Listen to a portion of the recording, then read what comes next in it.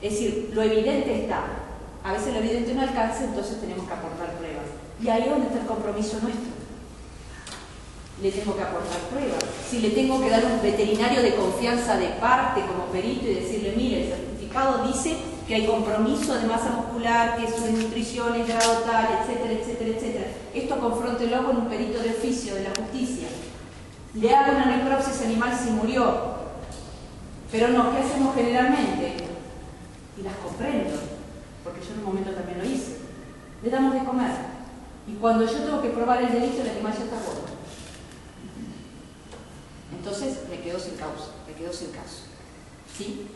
Fíjense que en ese artículo habla animales domésticos o cautivos. ¿Sí? Es decir, que toda la parte del artículo 2 la puedo utilizar, no solamente en perros y gatos y caballos.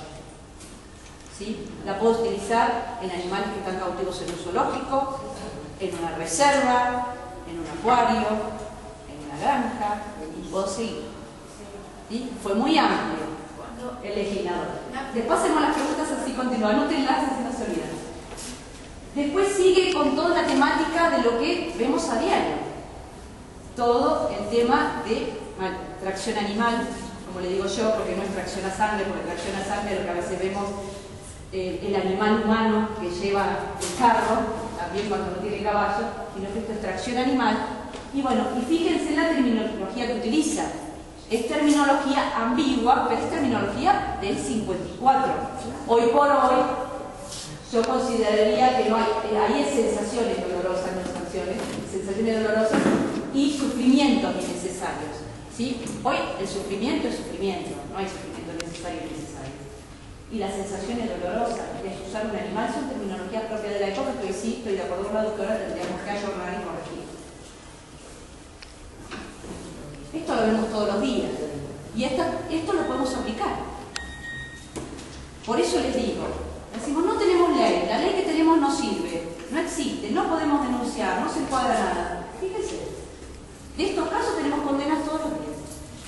Causas penales repartidas de Salta a Ushuaia. ¿Y para qué me sirve esto? Para dos cosas. Primero, si yo no utilizo una ley, cae en desuetudo. ¿Qué quiere decir? Se elimina solo. Y esto para nosotros es un antecedente muy importante, porque es una base de la que podemos arrancar para la próxima reforma. Y segundo, si no la aplico, no tengo jurisprudencia, no tengo caso, no tengo condena. ¿Y con qué voy a ir a pedir una reforma? Yo le tengo que ir a pedir una reforma al juez diciéndole, mire, tengo 20 causas sobre abuso sexual de animales, y mire lo que pasó. Tengo apaleados, tengo animales muertos en la calle por exceso de peso, de carga, tengo animales desnutridos. Entonces, eso le tengo que ir a mostrar al diputado, que la mayoría son abogados encima.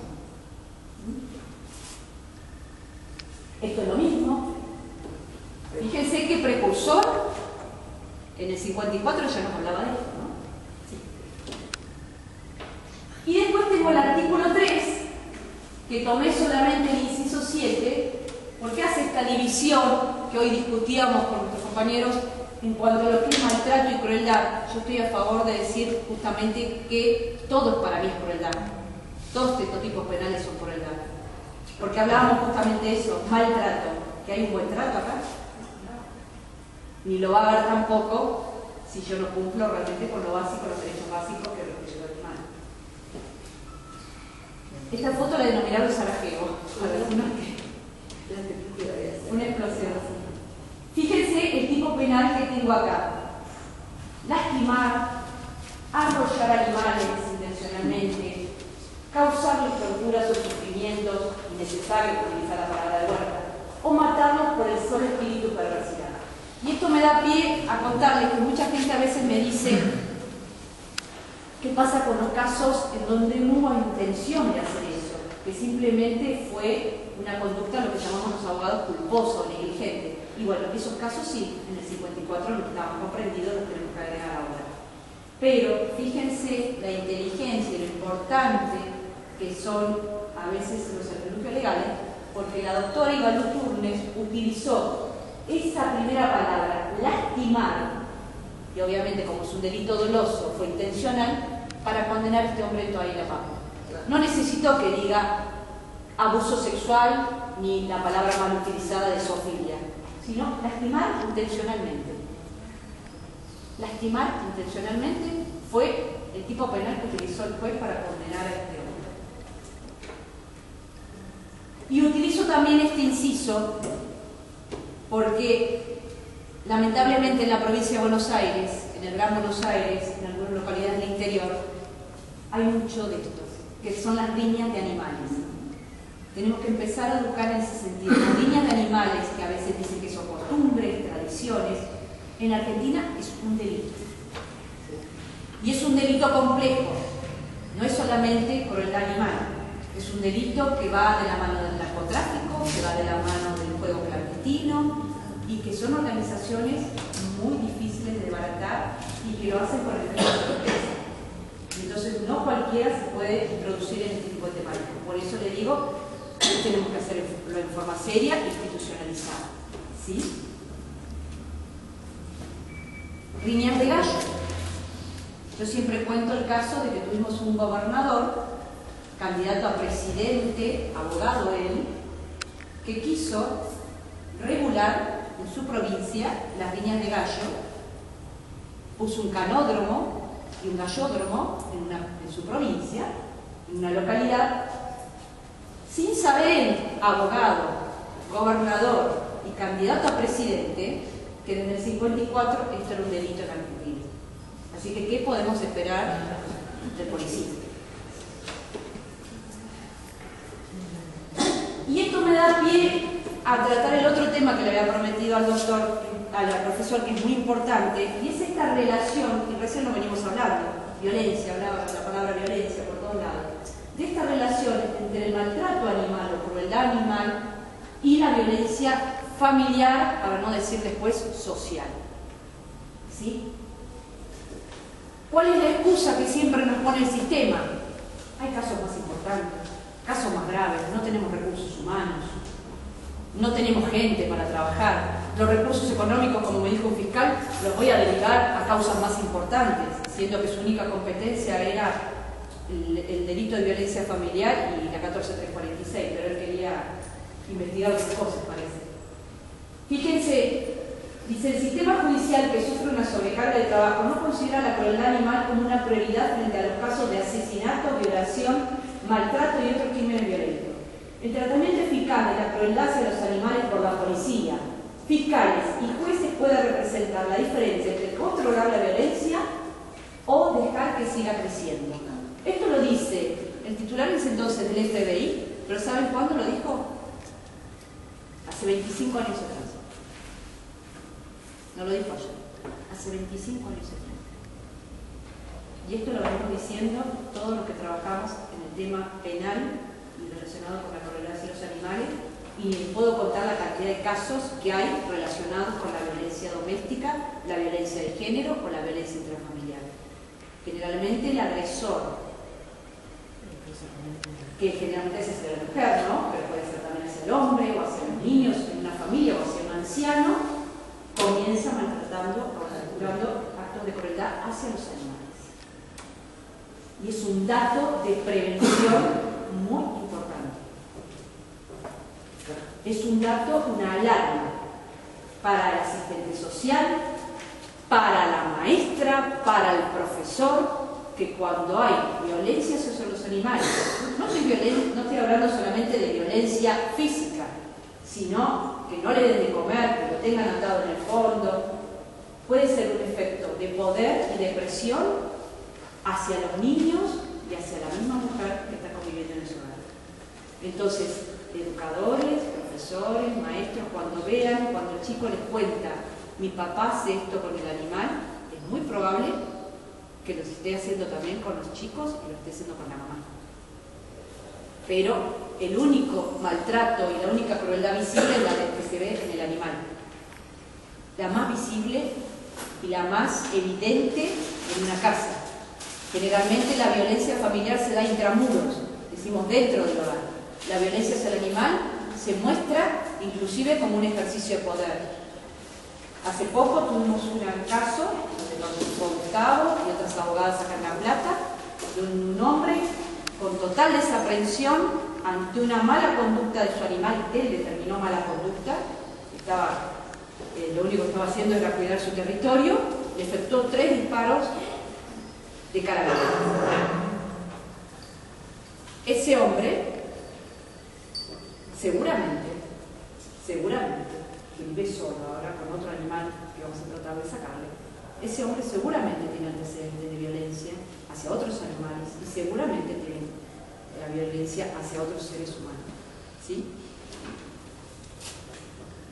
Estoy tratando de avanzar rápido para dejar el espacio. Acá tienen algunas estadísticas. Este PowerPoint lo tiene el profesor, así que después lo pueden difundir, pero son datos concretos, que es lo que le estaba comentando yo recién, sobre la violencia, y el que le sigue es las estadísticas. Todo esto es científico, está probado hace más de 20 años. No es invento de los proteccionistas, ni de los rescatistas, ni de los animalistas, ni de los activistas, ni ahora de los abogados defensores de los animales. Está comprobado científicamente en el mundo. La Sociedad de Criminología de los Estados Unidos hoy tiene un cuerpo especial con sociólogos, psicólogos y abogados que tratan la criminología verde, que se llama, tratan estas temáticas. Lo que hacen los violadores seriales, lo que hacen los asesinos seriales, que en su historia han comenzado todos descuartizando gatos, abusando de perros o en algunos casos hasta de animales de granja. Esto es lo que también les quería compartir, que es lo que llamamos nosotros el círculo de compasión que hizo el profesor Acione, que es un psiquiatra muy conocido en Estados Unidos. Y fíjense que estos círculos se tocan en el medio. El maltrato a los niños, el abuso hacia los animales, la violencia doméstica y otros abusos. Todos se tocan en el medio, todos son concéntricos, porque seguramente se va a detectar que en un ámbito de violencia familiar esto se desarrolla de esta manera. Yo les contaba el otro día a los colegas que las personas que ejercen crueldad hacia los animales en este ámbito de violencia o están considerados como una patología psiquiátrica en el DSM-4, que es como el manual que determina todas las patologías psiquiátricas. Eso no quiere decir, porque ya me lo han preguntado también y me anticipo, que los que ejercen crueldad hacia los animales sean inimputables o no merezcan condena. Son totalmente conscientes de la crueldad que ejercen hacia esos animales. No es una patología que determina que no tienen conciencia de lo que hacen, sino que puede ser como la depresión, como cualquier otra patología psiquiátrica, está comprendido la crueldad hacia los animales. Y ahí se movió un poquito el maltrato animal es una señal de alarma. ¿Y por qué es importante? Estos 3 ejes que le decían, algo que desarrolló muy bien Gustavo, y lo desarrolló también Gerardo, que es la ética, desde el punto de vista ético, es reprochable la crueldad hacia los animales, la criminología verde, que es lo que les contaba recién, la salud mental, todos los trastornos que genera en un niño ver que su padre ejerce violencia hacia los animales. ¿Por qué? Porque copia también todas esas conductas parentales. Es decir, nos pasó la otra vez un chico que le pegaba a la niña y decía, ¿por qué le haces esto? Porque mi papá no hace. Como copiando una conducta, y mi papá lo hacía. Papá le pega a mamá, papá le pega al perro, yo le pego al más débil en este caso. Y en cuanto a seguridad pública, esto que les decía, de que detrás de los delitos de crueldad animal están los delitos complejos, porque están relacionados a otro tipo de conductas delictuales, como el tráfico de fauna, como el narcotráfico, como el lavado de dinero, en algunos casos también. Este caso de violencia familiar también es un tema que está en boga y hoy se trabaja muchísimo en el tema penal. Tratamos de que se haga como en Estados Unidos, de que cuando se hace un rescate de una mujer víctima de violencia de género o de violencia familiar o con sus niños, también en esa misma orden de protección se saque en este caso, al animal de compañía del hogar. ¿Por qué? Porque también tenemos estadísticas muy tristes de que la mayoría de las mujeres no quieren dejar el animal de compañía porque es su único sostén afectivo, y al volver a su domicilio, a recuperarla o al volver para quedarse, ella seguir sometida a los castigos con tal de estar con ese animal, ahí es cuando el agresor la termina matando. La estadística es tan alta que llega al 87%. 87%. Bueno, tendría mucho más para compartir con ustedes, pero bueno, sé que los tiempos son limitados. Cualquier cosa, tengo una página en Facebook donde pueden consultarme, mails y distintos medios en donde podemos acceder a esta información y con gusto se las voy a proporcionar. Gracias por el tiempo.